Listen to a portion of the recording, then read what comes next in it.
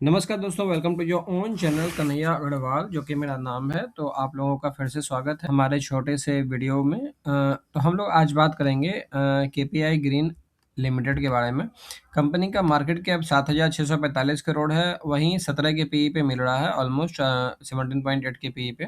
इसमें देखने वाली बात यह है कि 20% का आरओई है और डेट टू इक्विटी रेशियो 1 के आसपास है, जो कि थोड़ा सा रिस्की भी है। यहाँ पे देखना चाहिए 0.5 से नीचे होता है अगर किसी कंपनी का डेट, तो वो एक ओके बात है, लेकिन 1 के आसपास है तो डेफ़िनेटली यहाँ पे थोड़ा कंसर्निंग बात है। अब इसमें होल्डिंग के बारे में बात कर लें तो प्रमोटर के पास 49% है, और एफआईआई के पास 8% है, डीआईआई के पास 0.62 है और पब्लिक के पास 41% है। इम्पोर्टेंट बात यहाँ पे ये है कि ये स्टॉक को अगर हम लोग लॉन्ग टर्म के लिए इन्वेस्टमेंट करते हैं तो इसमें क्या वैल्यू बन सकता है, कितना प्रॉफिट हो सकता है, प्राइस क्या ऊपर नीचे हो सकता है, वो सब हम लोग हाइपोथेटिकली इसमें हम लोग एक रिसर्च किए हैं, जिसको हम लोग यहाँ पे देख सकते हैं। KPI green energy performance and outlook. तो यहाँ पे इसका परफॉर्मेंस और आउटलुक देख रहे हैं तो मार्केट कैप यहाँ पे निकल के डेफिनेटली जो है लिखा हुआ है 8,040 करोड़ का। करंट प्राइस 387 है। डे हाई डे लो से कोई मतलब नहीं है। प्राइस टू अर्निंग रेशियो 18.32 है। अब इसके पीई के बारे में अगर बात करें तो पीई जो इसका है, इसका ऑल टाइम पीई के बारे में बात करें तो ऑल टाइम मीडियन पीई वो 24 है और हाई का पीई जो है वो 70 के आसपास है। तो ये चीज़ है कि 70 के पी से ये गिर गिर के आ गया है 20 के पी पे, जो कि मीडियन पी से नीचे है। अब इसके सेल्स ग्रोथ के बारे में बात करें तो वो 70% का है। तो और ईपीएस ग्रोथ पिछले 5 साल का बात करें तो 110% है और 3 साल का 83% है। तो ओवरऑल ईपी अर्निंग कंपनी का कॉन्टैक्ट है और इसमें सेल्स ग्रोथ भी अभी अच्छा है। तो इसमें आगे आने वाले टाइम में ईपीएस ग्रोथ में हमको ऐसा लगता है कि थोड़ा सा कोई प्रॉब्लम नहीं होना चाहिए। अब देखो ये सब जो है ये गवर्नमेंट का बहुत ही सपोर्टिव सेक्टर है कि गवर्नमेंट अगर के तरफ से ऑर्डर अच्छा खासा आता रहा तो ये केपी ग्रीन एनर्जी जैसे स्टॉक को हमेशा यहाँ पे एडवांटेज होते रहेगा।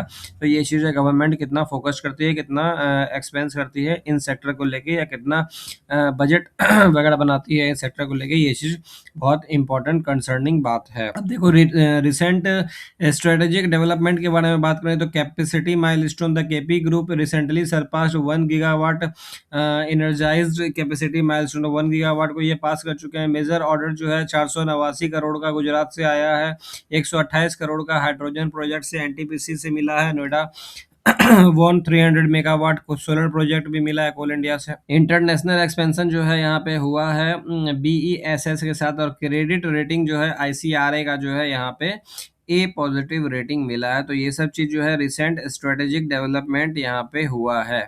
स्ट्रेंथ के बारे में बात करें तो reboost order pipeline 3 gigawatt in the work, strong government push for renewables and expansion into hybrid wind plus solar and green hydrogen sector.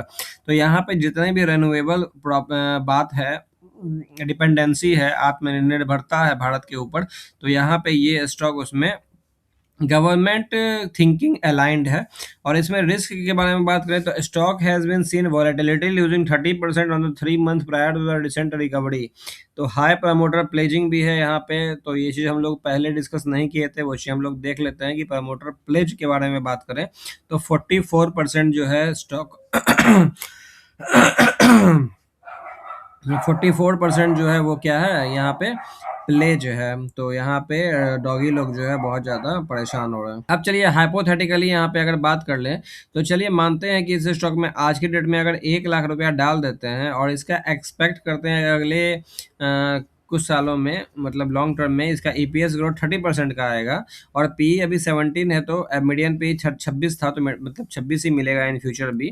तो इसका जो फॉर्मूला वगैरह होता है वो सच मैंने पिछली वीडियो में भी लगा रखा है, तो मैंने निकाल के ऑलरेडी लाया है, उतना बड़ा वीडियो क्यों ही करेंगे। तो यहाँ पे हम लोग देख पाते हैं कि अगर इसका ईपीएस ग्रोथ अगले 5 साल, 10 साल या 20 साल में 30% का हो, जो कि थोड़ा सा बहुत ही हाई है, तो 30% का ईपीएस ग्रोथ लाना किसी भी कंपनी के लिए over the longer period of time बहुत मुश्किल है।